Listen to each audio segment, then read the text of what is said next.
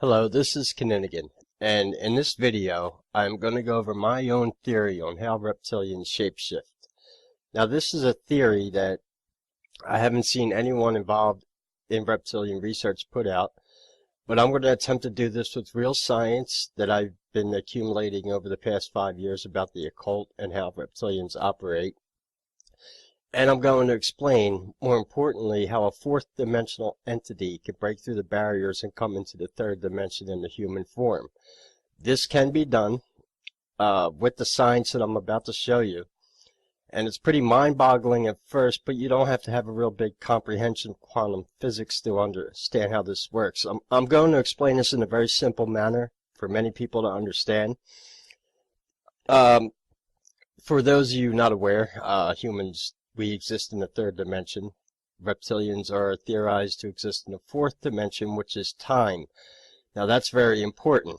But what I'm going to do is show you a few articles first that I have bookmarked here, so you can understand the elements involved in this theory. Then once you have all of them presented to you, it makes it a lot easier to understand. And I'm going to explain my theory on how they actually do this through occult means. Now, we're going to take a look at two elements that are really important in this. One is Han purple, and for all you that know, purple is exclusively related to reptilians of royalty. It's a very important color in the occult. And the second one is liquid Mercury.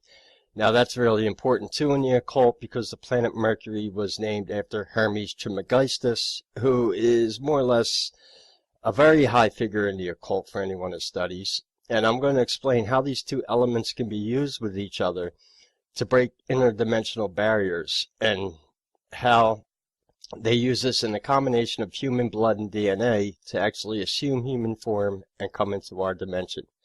Now, the first thing we're going to do is take a look at a few articles here I have bookmarked. Then I can explain this theory to you a little more easier once you see the elements involved in this theory. Okay. I'm now recording my desktop, so it's going to be easier for me to explain this to you. So, we're going to take a look at a few articles here I have bookmarked. Just please be patient because I'm running a few programs and I don't have that much RAM in this computer. The first article we're going to take a look at is about Han purple itself, and I'm going to read this article to you. This is at the forum where I post at called Disclose TV. I wrote this article last year, and it's going to explain what this element is to a lot of people. This 2,000-year-old pigment can eliminate the third dimension. Now you'll notice here too, that's one of the Terracotta Warriors that was found in the Dragon Emperor tombs of China. This is very important too, because this is really a big part of the theory. Han purple is an ancient pigment that wasn't reconstructed by modern chemists until 1992. After the chemists got done with it, it was the physicists' turn. Han purple, they found, eliminates an entire dimension. It makes waves go two-dimensional. The chemistry of Han purple. You'll see Han purple on famous Terracotta Warriors surround the tomb of the first emperor of China, or on ancient pottery or other works of art. Where you won't see it is on anything made between 220 AD and 1992, because after the pigment disappeared, it took 1,700 years to rediscover it. Elizabeth Fitzhugh, a conservator at the Smithsonian, pinned down the chemical composition of the pigment and announced it was a barium copper silicate. Now this is important because reptilians have copper-based blood, and I'll get into that later on in the video. The paper describing the discovery is a fun read. It starts by pointing out the inferiority of ancient purple pigments, which tend to be closer than red than purple. It also stresses that Tyrian purple, made from sea snails, was a textile dye, not a pigment, and that it could range anywhere between reddish blue and purplish violet. Exactly how some inventors stumbled on a way to make the pigment is still a matter of debate. An early theory, not believed by many, is that the Chinese learned how to make purple pigment from the Egyptians. Egyptian purple pigment seems to be similar, but the chemical formulas don't add up. Egyptians used calcium instead of barium. It's also not an easy process to pass from one culture to another. To get the elements to melt together, they have to be heated to around 850 to 1000 degrees Celsius.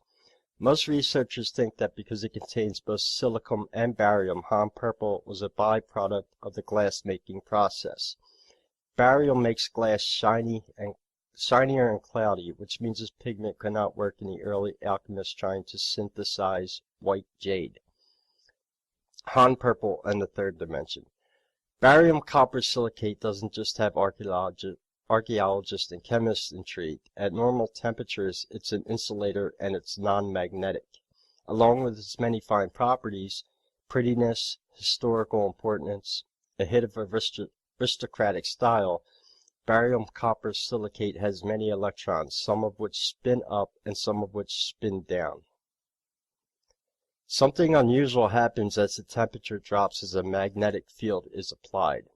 Although the temperature has to drop pretty far, going down between 1 and 3 degrees Kelvin, and the magnetic field has to be about 800,000 times the strength of Earth's magnetic field. The results are worth it. The electrons seem to merge, taking one spin and acting as an electron. That sounds like an ordinary superconductor, you say. Then you're as foolish as a Phoenician in a subpar purple. Han purple still has one trick up its sleeve. Drop the temperature some more and something happens to the magnetic wave traveling through the substance. At higher temperatures, it propagates like a regular wave, traveling in 3 dimensions. Get under 1 degree Kelvin and it no longer has a vertical component. It propagates in 2 dimensions only. Scientists think this has something to do with the structure of barium copper silicate. Its components are arranged like layers of tiles, so they don't stack up neatly. Each layer's tiles are slightly out of sync with the layer below them. This may frustrate the wave and force it to go 2-dimensional.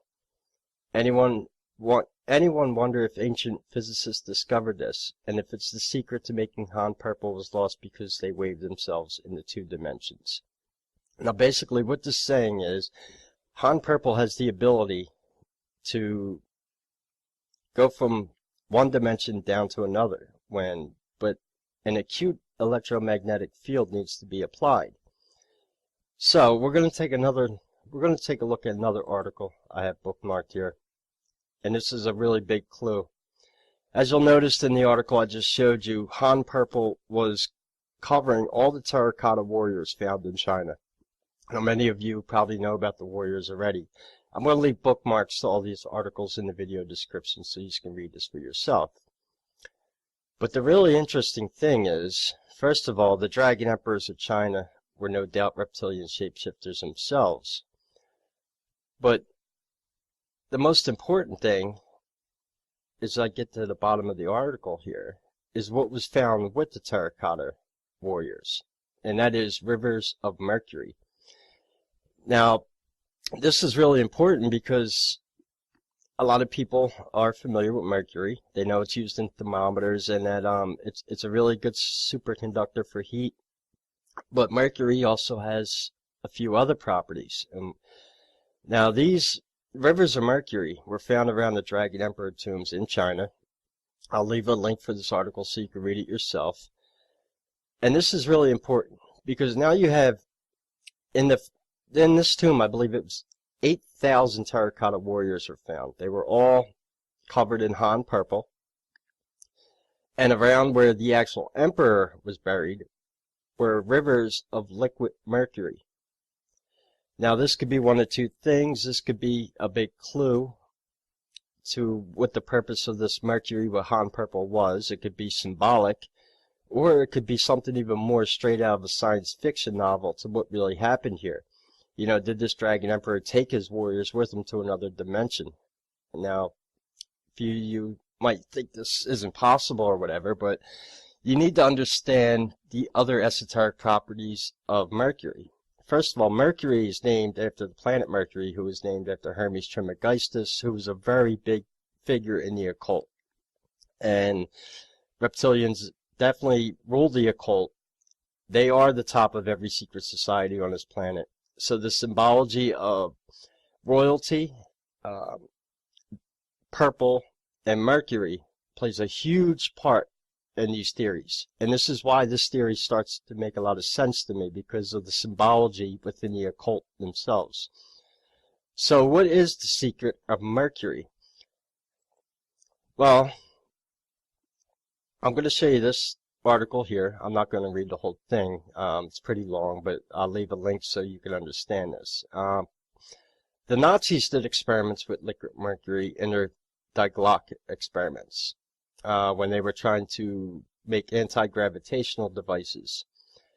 And what they found was when you spun liquid mercury in circles, it created acute electromagnetic fields.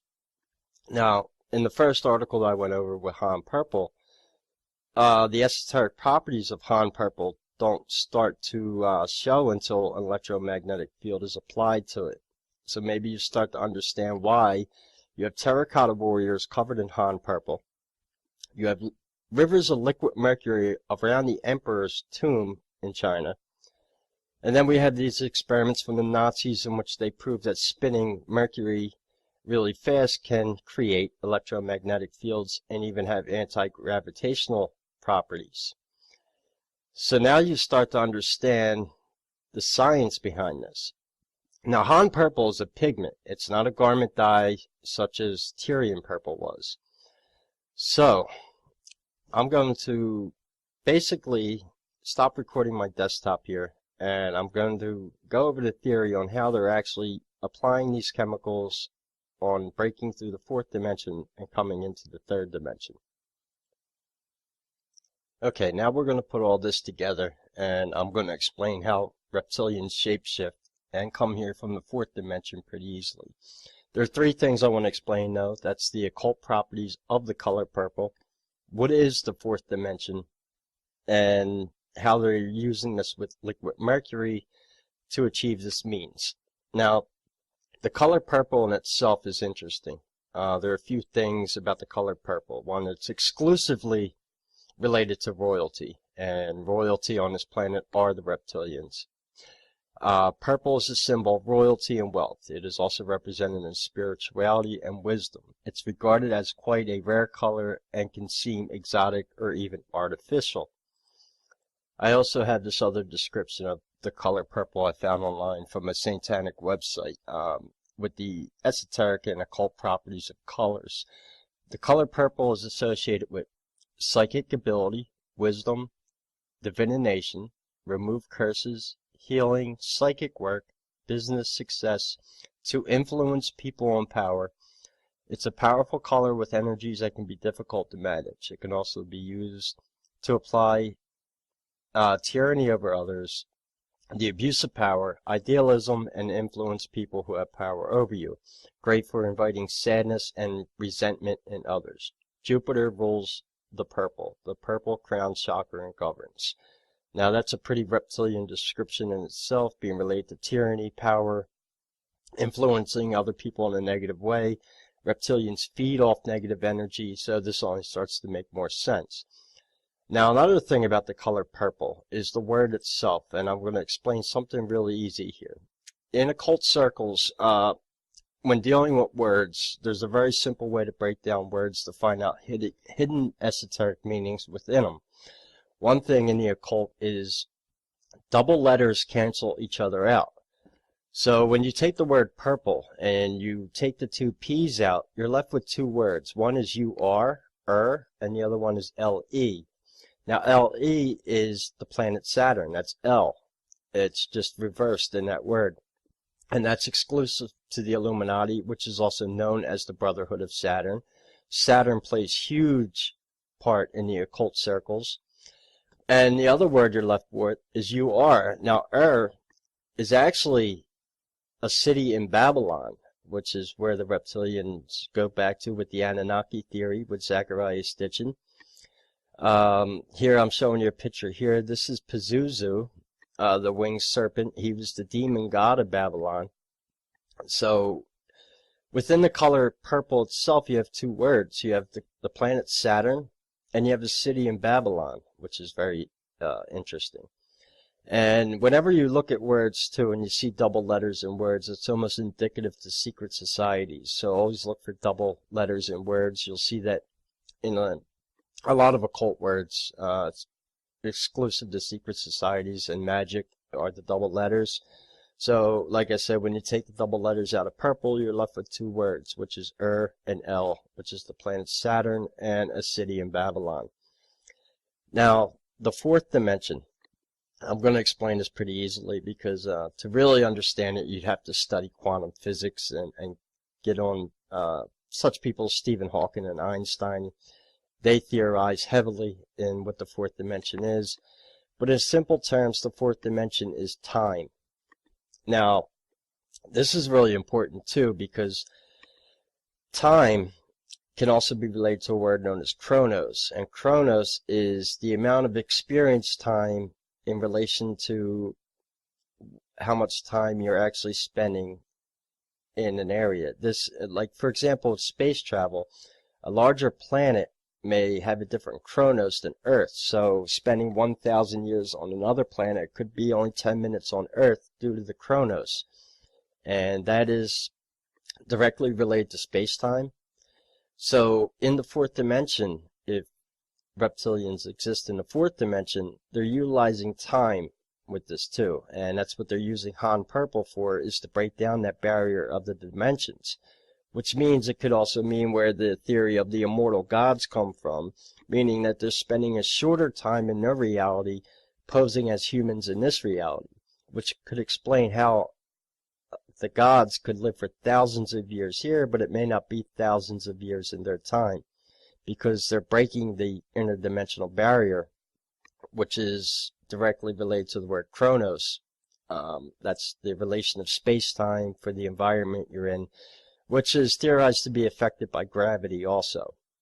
Now, Mercury, as I explained with the D-clock experiments, when spun, creates electromagnetic fields and also has anti-gravitational properties. So, what I believe that they're doing in order to perform these shapeshifts is very simple. You have the pigment Han Purple, which, when electromagnetic fields are applied, the tiles within the elements could break down another dimension. As I showed you with the Terracotta Warriors, that was going down from the third dimension to the second dimension. So basically what they're using it for is to go from the fourth dimension to the third dimension. How this could be achieved is the creature, the reptilian, in their reality are probably using Han Purple, maybe covering themselves with a robe or type of garment, or maybe even a suit. They're probably standing within a circle of liquid mercury being spun to create the electromagnetic field, which then gives you the esoteric properties of Han Purple. Now, in the Emerald Tablets of Thought, it was said that they didn't start to appear in this reality until they were summoned through occult ritual. So what you have is a human summoning these creatures in occult rituals. They're now able to break interdimensional portals to come to this reality with the Han Purple and Mercury. Now, the third thing they need to shapeshift is the human genome, which is our DNA.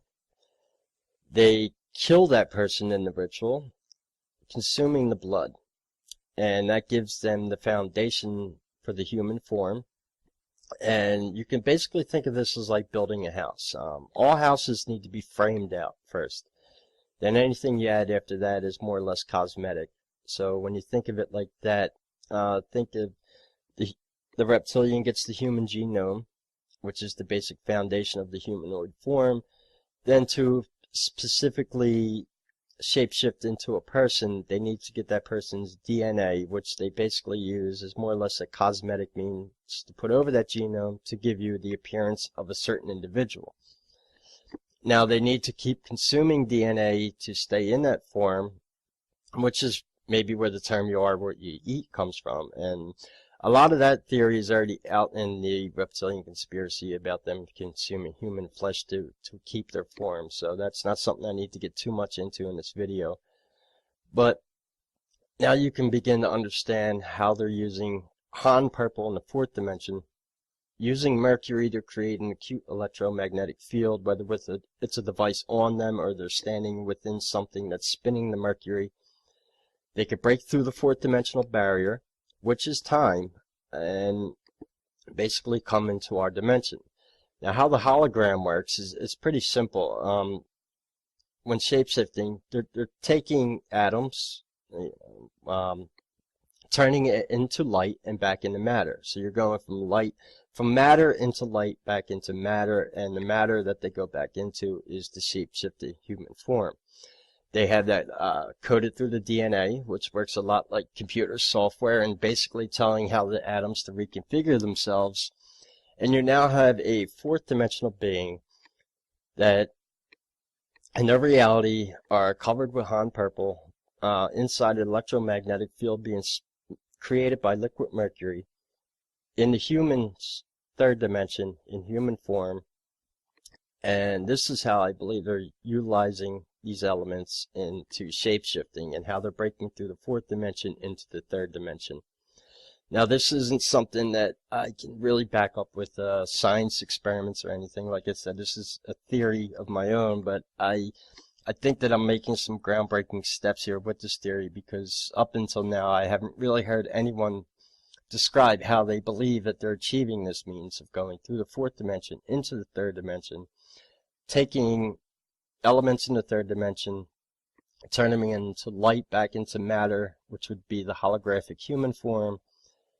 And that's how the shape-shifting could work, back with real science. Now, Han purple's real. That's a pigment you could study yourself. You could study the esoteric properties of Mercury. I'm going to leave links for all that in the description of the video that you can go check out for yourself and read.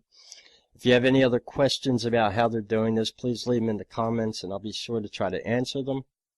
And this is something that I think that is going to be really important going forward with the rest of the theories that I'm going to put out to reptilians, because until you can understand how the shape-shifting works with real science, it no longer becomes sort of fringe kind of tinfoil hat conspiracy, but this is something that now I can start to take applied science to and explain to people how this works, and it gives us better understanding of how they're rolling over us.